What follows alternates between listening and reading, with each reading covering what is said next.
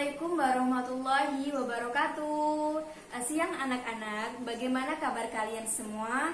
Semoga tetap dalam lindungan Allah Subhanahu wa taala, kita diberi kesehatan ya. Baik, sebelum kita memulai pembelajaran pada siang hari ini, kita berdoa terlebih dahulu ya. Berdoa dimulai.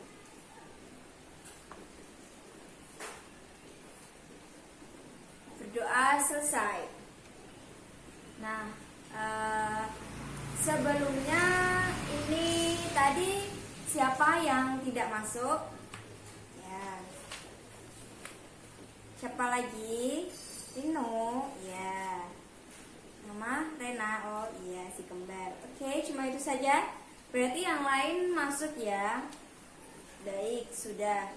Nah, kalau begitu kita akan masuk kepada materi kita pada hari ini. Apa hari ini yang kita bahas pembelajaran kita hari ini? Betul, macam-macam sunnah Nabi. Nah, dilihat dari tingkatannya, sunnah qauliyah ini mempunyai urutan yang pertama, yang berkualitas, yang berarti kualitasnya itu lebih tinggi dari kualitas sunnah fi'liyah maupun takririyah. Nah, contoh sunnah qauliyah yang pertama ada hadis tentang doa Nabi Muhammad SAW kepada orang yang mendengar, menghafal dan menyampaikan ilmu. Nah, seperti ini. A'udzubillahi minasyaitonirrajim. Bismillahirrahmanirrahim. An Zaid bin Sabitin qala sami'tu Rasulullah sallallahu alaihi wasallam yaqulu nasarallahu nadarallahum sami'a minna hadis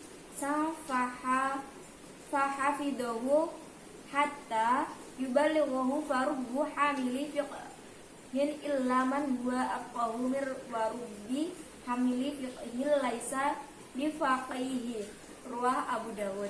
Nah, yang artinya dari Zaid bin Daud, ia berkata, saya mendengar Rasulullah Shallallahu Alaihi Wasallam bersabda, semoga Allah memperindah orang yang mendengar hadis dariku lalu menghafal dan menyampaikannya kepada orang lain.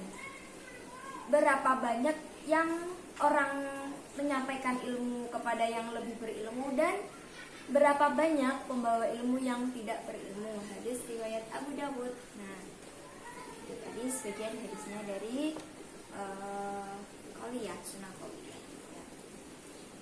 Lalu yang kedua ada sunnah fi'liyah. Sunnah fi'liyah yaitu segala perbuatan yang disandarkan kepada Nabi Muhammad SAW.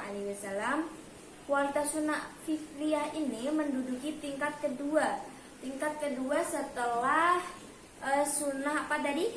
Sunnah apa anak-anak? Nah, benar, sunnah qauliyah. Lalu sunnah fi'liyah ini juga dapat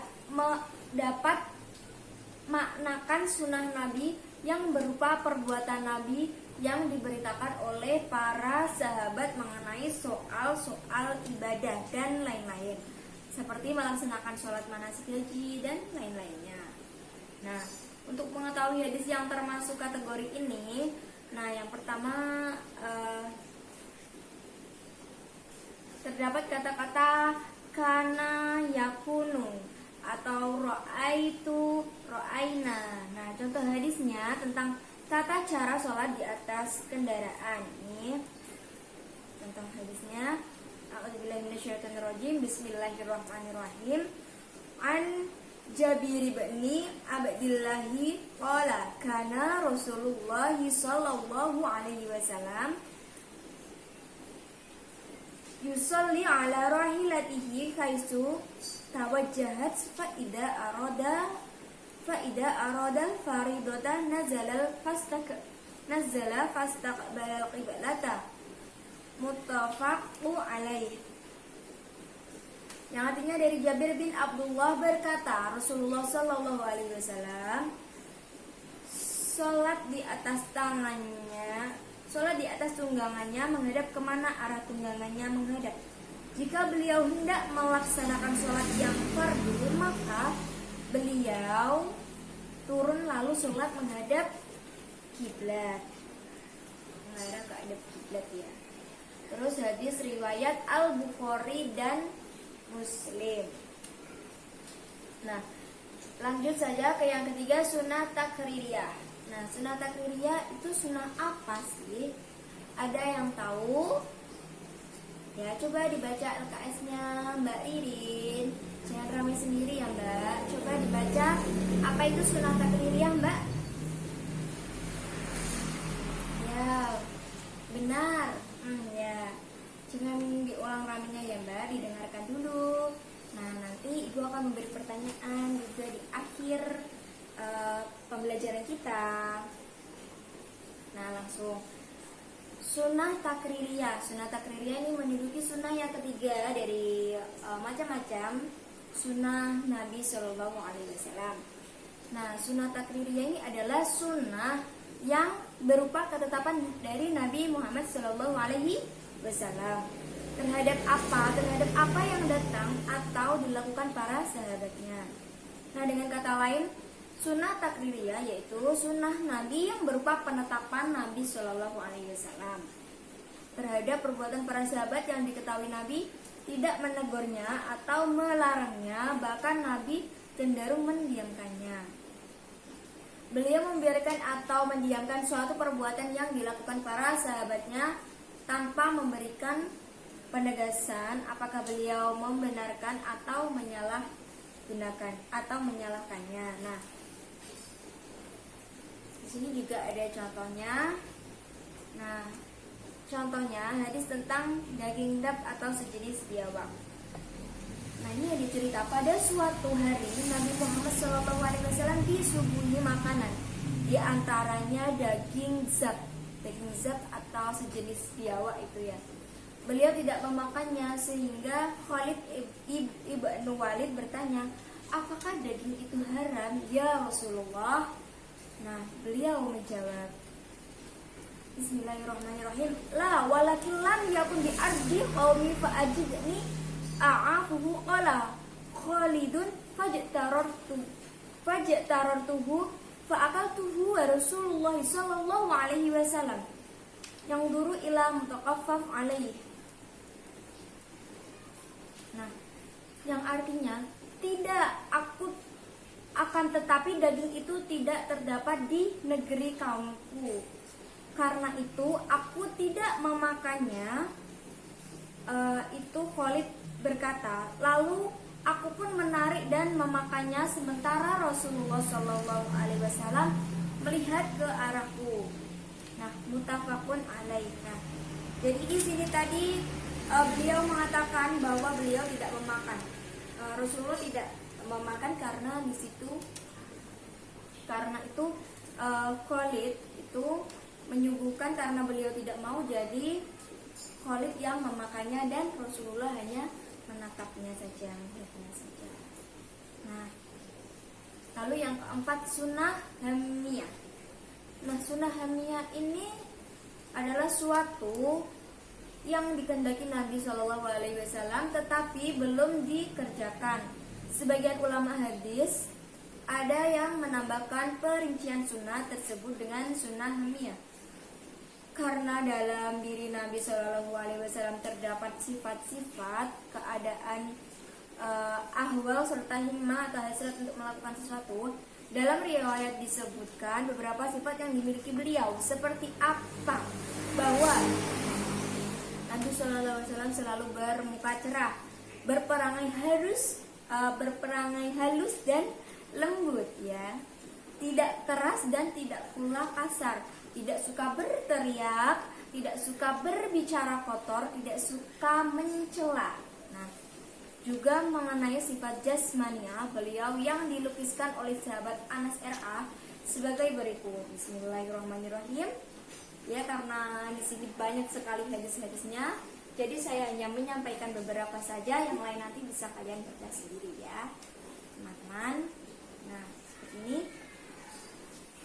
Bismillahirrahmanirrahim. an Rabi'ata bani Abi Abdirrahman qala sami'tu Anas bin Malik yasifun Nabiy sallallahu alaihi wasallam qala kana Rabi'ata minal qaumi laisa bitawili wala bil qasiri azharul launi laisa bi abyadha haqa wala adama laisa bidi'in qatati wala sabati rajulin ruwahul Bukhari. Nah, dari Rabi'ah bin Abu Abdurrahman berkata, aku mendengar Anas bin Malik radhiyallahu an sedang menceritakan sifat-sifat Nabi Shallallahu Alaihi Wasallam. Katanya, beliau adalah seorang laki-laki dari suatu kaum yang tidak tinggi dan juga tidak pendek. Kulitnya terang, tidak terlalu putih dan tidak pula terlalu kecoklatan. Rambut beliau tidak terlalu keriting dan tidak terlalu lurus. Nah, seperti itu tadi ya. Nah, sekarang kita belajar memahami macam-macam sunnah. Nah, di sini macam-macam sunnah Nabi Shallallahu Alaihi Wasallam itu ada 4. Dibuka buku kalian LKS. Ya, benar. Macam-macam sunnah ada 4. Yang pertama ada sunnah qauliyah, lalu sunnah fi'liyah, lalu ada sunnah takririyah, lalu yang keempat sunnah hamiyah. Ya, hamiyah. Nah, yang pertama Ibu akan menjelaskan tentang sunnah qauliyah. Sunnah qauliyah ini adalah bentuk perkataan atau ucapan yang disandarkan kepada Nabi Muhammad SAW yang berisi berbagai tuntunan dan petunjuk syara, peristiwa-peristiwa atau kisah-kisah. Lalu baik yang berkenaan dengan aspek akidah maupun akhlak.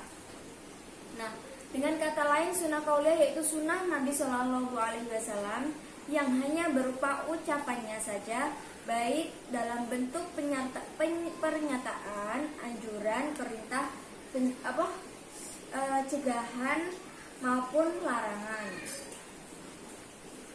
Nah, yang dimaksud dengan pernyataan Nabi Shallallahu Alaihi Wasallam ini apa? Yakni adalah sabda Nabi Shallallahu Alaihi Wasallam dalam merespon keadaan yang berlaku pada masa lalu, masa kininya dan masa depannya. Kadang-kadang dalam bentuk dialog dengan para sahabatnya atau jawaban yang diajukan oleh sahabat dalam bentuk ain seperti khutbah. Nah, oke, anak-anak, itu tadi pembahasan pada hari ini. Nah, adakah yang ditanyakan? Tidak ya. Jika tidak, kita akan menggunakan metode apa itu? Metode numbered hit together.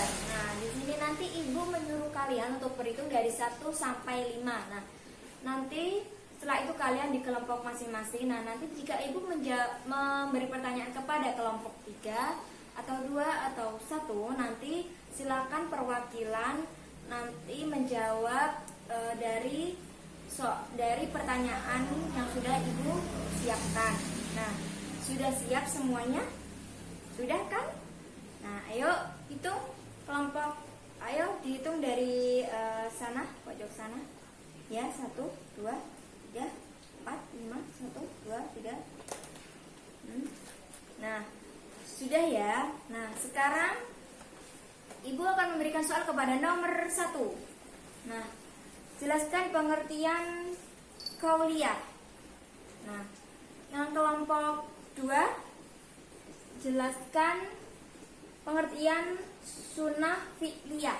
Dan yang kelompok 3 menjelaskan tentang sunnah takririyah. Yang keempat menjelaskan tentang sunnah hamiyah. Nah, sudah, silakan dikerjakan, waktu hanya 5 menit. Nah, bagaimana sudah semuanya?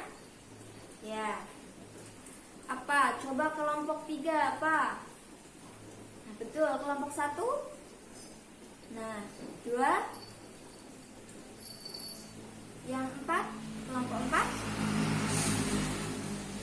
Nah, ya, seperti itu tadi ya. Nah, jadi Ibu akan memberi sedikit kesimpulan kepada teman-teman semua ya, kepada anak-anak. Nah, jadi dari kesimpulan ini tadi kita sudah mengetahui bahwa macam-macam sunnah Nabi Shallallahu Alaihi Wasallam itu ada 4. Nah, yang pertama itu sunnah kauliyah, yang berarti perkataan Nabi. Lalu ada sunnah apa? Sunnah fi'liyah. Nah, yang berarti perbuatan Nabi. Lalu sunnah takririyah, yang berarti sunnah takririyah ini yang berarti apa? Ya, ketetapan Nabi. Lalu yang keempat ini ada sunnah hamiyah. Nah, di sini sunnah hamiyah yaitu yang berarti suatu cita-cita atau keinginan Nabi Muhammad yang belum terlaksana, tetapi beliau sudah wafat. Nah, itu tadi ya anak-anak semua, sudah dapat dipahami. Sekian ya pembelajaran kita pada siang hari ini. Karena waktunya sudah habis juga, mari kita berdoa bersama sebelum kita pulang ya. Berdoa mulai. Berdoa selesai. Nah, anak-anak, untuk minggu depan jangan lupa, sebelum kita membahas minggu depan, Ibu akan memberikan tugas kepada anak-anak LKS halaman 69 sampai halaman 72. Kalian kerjakan di buku tulis ya semuanya. Nanti masuk langsung disetorkan ke Ibu. Oke? Dari Ibu sekian. Wassalamualaikum warahmatullahi wabarakatuh.